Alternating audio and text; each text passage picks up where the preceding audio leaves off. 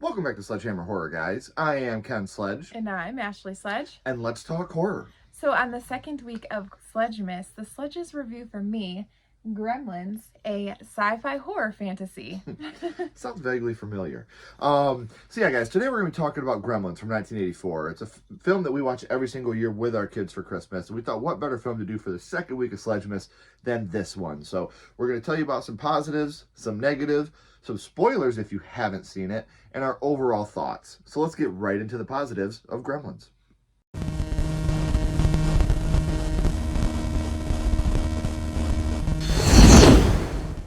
So some of the positives, Gizmo is so adorable. We want to adopt one every year we watch it. The kids are like, let's buy a Gizmo. Yeah, we can't buy a Gizmo. That's how we got this one. Yeah. And the little song that he sings is seriously an earwig. It never leaves your head.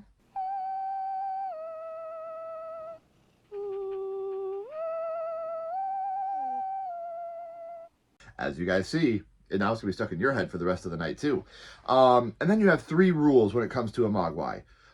Keep him out of the light. He hates bright light. Keep him away from water. Don't get him wet. But the most important rule, never feed him after midnight. Those are the 3 rules that you must follow in order to be able to keep a Mogwai. Yes, which that's why we don't adopt a Mogwai.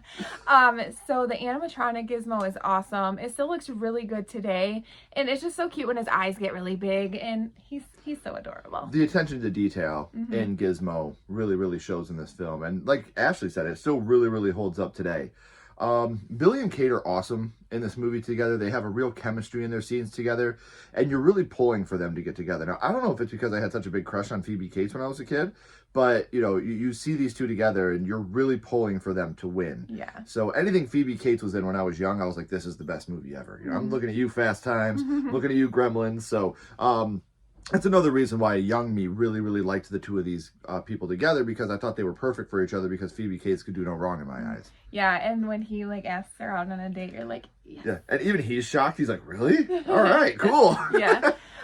So Corey Feldman, he makes an appearance. He's such a cool kid, and he's great in his appearance that he makes. You know, when you get all these iconic horror movies in the 80s, Corey Feldman, every one that he's in, he's so memorable in his roles in these movies. So seeing him as adults, seeing him make an appearance is super cool. You're like, yes, you know, small role for Corey. Doesn't have the biggest role in the world, but you still love to see him on screen. I really like when Gizmo gets wet and you see all the other Mogwais like popping off of him. And then just kind of like they become the Mogwai. They look so good. I really, it's again, another scene that really holds up today.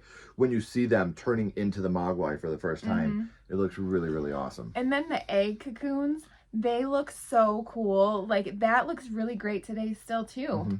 They really remind me of Alien. Yes. Like I could feel like a big Alien influence on this in the best way. Like the absolute best way. I think they look amazing. When we're talking about things that make us laugh and smile, how can you not laugh and smile when you see the caroling Gremlins? Yes. Once they've gone from the Mogwai stage to the Gremlin stage and you see them out there caroling with the hats on and stuff, fucking awesome. What another really great scene in the film. And Stripe, he's the leader. He's a badass. He's not taking shit, and he kind of like is the leader of all of them. Right. So King Gremlin. yes. And then we also, something Ashley and I have always been big fans of, whether it's Stephen King, whether it's M. Night Shyamalan, or in this case, if it's Steven Spielberg, we love to see when a director makes a little cameo in his own film. And if you blink, you miss it. Right. You know, Ashley, I didn't even realize it. Ashley pointed this out to me on watching it. She was like, you know, Steven Spielberg has a cameo in this movie. I was like, no, he doesn't. And when you see him right there in the electric wheelchair, you're like, oh my gosh, that is Spielberg. So, you know, good catch. I just remember that from being younger. Like, I was like, I know he makes an appearance. Right. I genuinely didn't know. So Ashley taught me something while we were watching this movie this time, because I never paid attention to it. But the littlest detail, and it's such a cool moment in the film now. Yeah, so thank you for pointing that out to me. Yeah, no problem. And it's such an original story. It's just something that's very unique, and the story is just amazing. I just really love this movie. Yeah, it's especially for 1984, having a Christmas horror movie at this time. And yes, this is a Christmas horror movie. I've read the polls online. Stop. Absolutely stop. I could see arguments for Die Hard and things like that. Yeah. There's no argument here. No. This to me is 100% a Christmas movie. So, well, a Christmas horror movie. Yes. Absolutely. Yes. It's still, of course it's a horror movie. But yes, I feel like this is 100% a Christmas horror movie. And for them to take that chance, especially, with later on, there's been a lot of controversy surrounding Christmas and horror movies, which we'll talk about next week. But for them to do what they did in this movie and make it still child friendly and still a fun time for everybody, child or adult. Great family horror Christmas movie, and that's like my favorite. I love Christmas horror so much. Right, and they did the perfect mixture of all three. It's family, it's Christmas, it's horror. They mixed it together and made it work really, really well. So those are some of the positives we have about the film. But of course, guys, there's no perfect movie. So we're going to get into some of our negatives about Gremlins.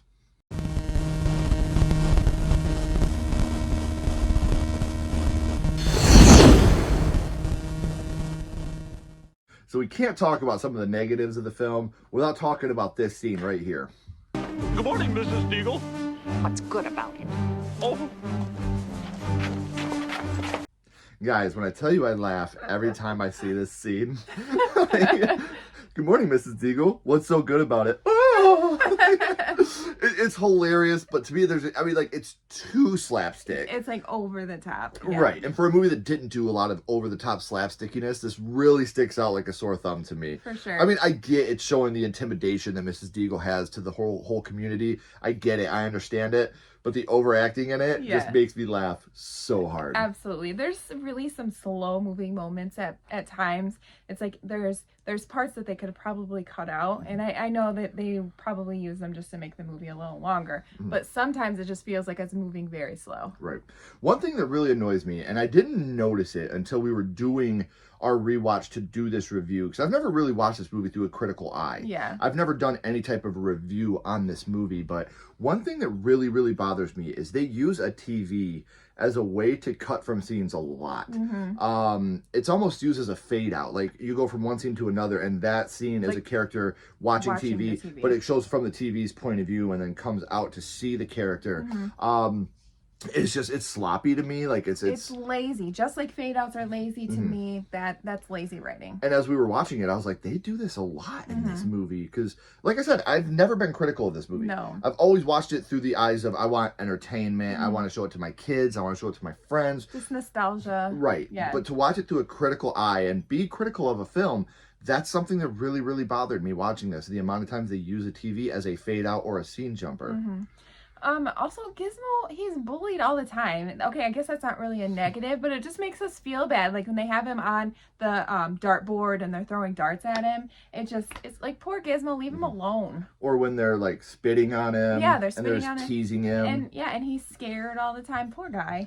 Yeah, you need to learn to stand up for yourself, Gizzy. Like, you literally made them. They popped off your back, bro. Yeah, you're essentially the leader. Yeah, you're the mommy/daddy in this. Yes. So, we talked earlier about how, in the positives, how good Gizmo looks. There's a scene where the army of gremlins does not look good holding up. Again, a lot of this, as you guys can tell, we're really grasping at straws for negatives, because when you're watching a movie through the eyes of nostalgia, it's really hard to poke holes in your childhood.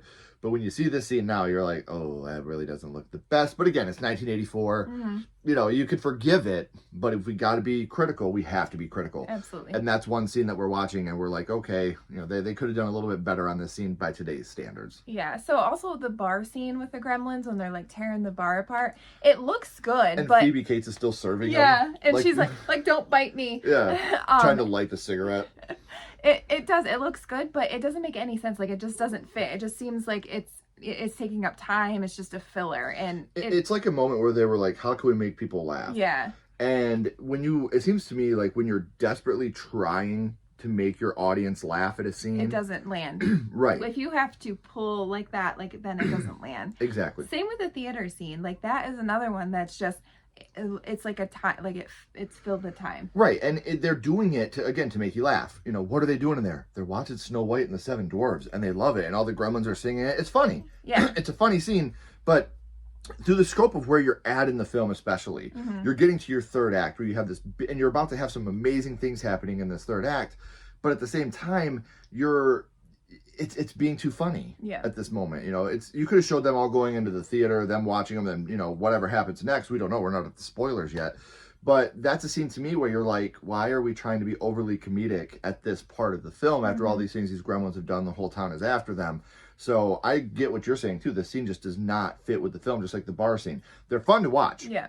We love these scenes, but when you're looking through a critical eye, they just don't make much sense to the film. So, well, now guys, you have your warning. We are about to spoil this film. So if you're 39 years late and you have not seen this film, shut this off and go watch it, because we are about to spoil the hell. And then come back and listen to what we have to say about the spoilers. About the Gremlins.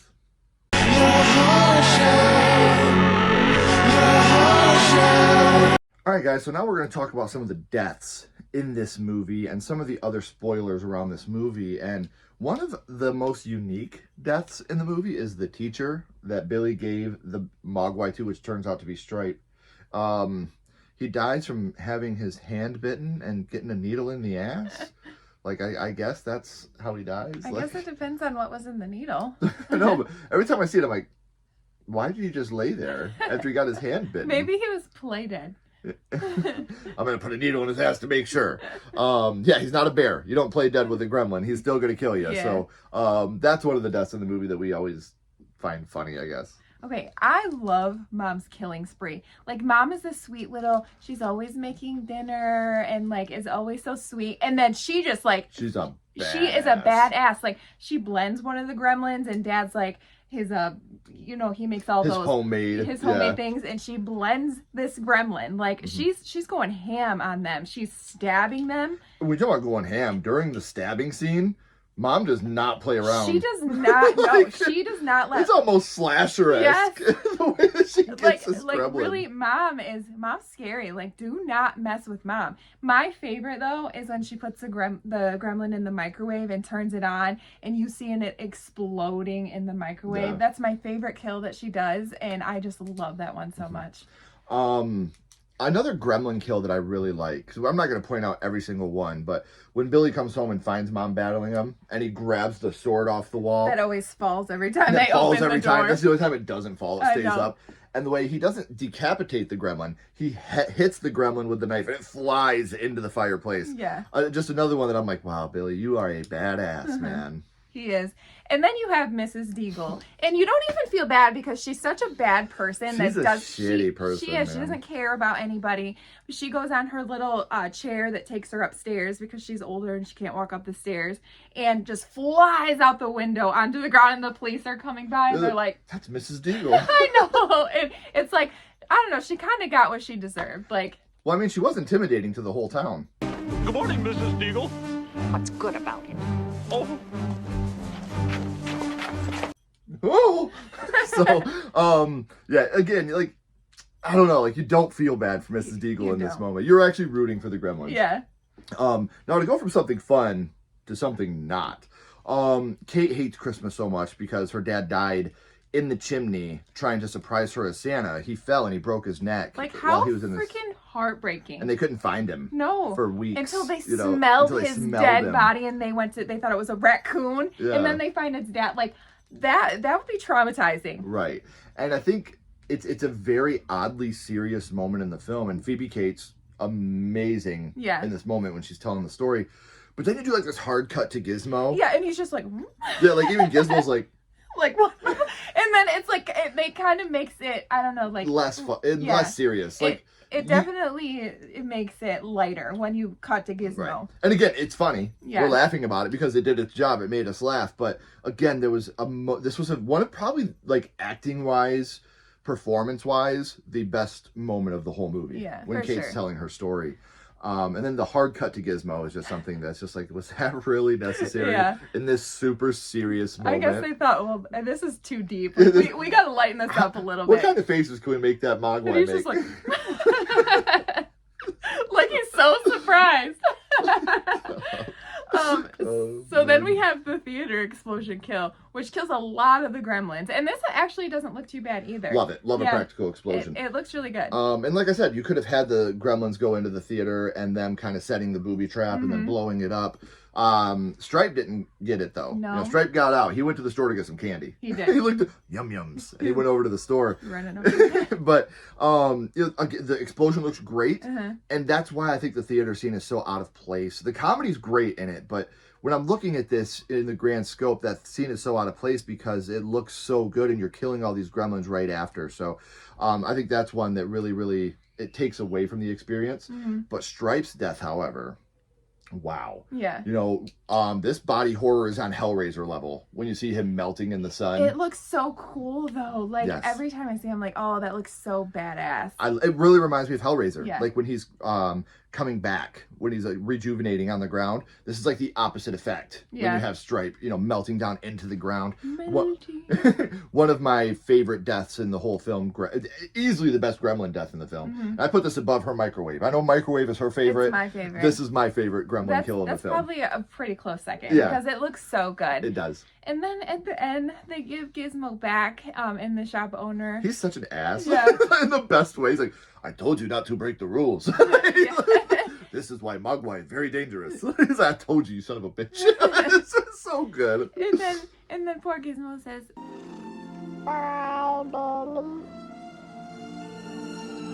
Perfect. The first time that Billy actually really, really understands him, you get the goodbye, Billy. it's so cute. I know. And I would have been like, can I keep it? Yeah, I know. So overall, guys, this is a very, very fun Christmas family horror film. Watch with your young ones. There isn't anything too scary. There's no, nudity, nothing like that. If those are the things that you want to shield your kids away from. And it's fun. It is. It It's is so a much fun movie with really only one super heavy moment, which we talked about with Kate's father. But, what are your guys' overall thoughts on Gremlins? The very fun fact, the very first movie review I ever did on this channel was Gremlins 2. It was a fan suggested video, and I cringe when I watch it now. Would you guys like to see us redo a review of Gremlins 2 in the style that we do now? Is that something you guys would like to see? What is your favorite family horror movie? Doesn't even have to be Christmas. What's your favorite family horror movie to watch with the family? So out of 5, I'm going to give this one still a 4. We watch it every year. It's so much fun. I'm very excited for another chapter in the story. What would your ranking be? Mine would be a 4.5. Again, it's so nostalgic, and I love it. It's a good time, and I love our family time we get every year on Christmas. We put this in and we watch it with our children, and yeah, it's just the nostalgia. Just remembering watching it as a kid, and now I get to watch it with my kids, and it's so cute, and I freaking love Gizmo. And I hope they do it with their kids as well. So, thank you guys so much for watching. On the 3rd week of Sledgemas, we are going to be reviewing Silent Night, Deadly Night. So we talked about how we're going to have some controversy. That's a film that was mired in controversy upon release, and we can't wait to talk about that. But until then, you guys, if you haven't already, please like and subscribe. It helps the channel more than you know. And follow Sledgehammer Horror on social media. Our links are in the description as well. Until next time, you guys, keep talking horror. Stay who you are. And we'll see you guys soon. Bye, guys.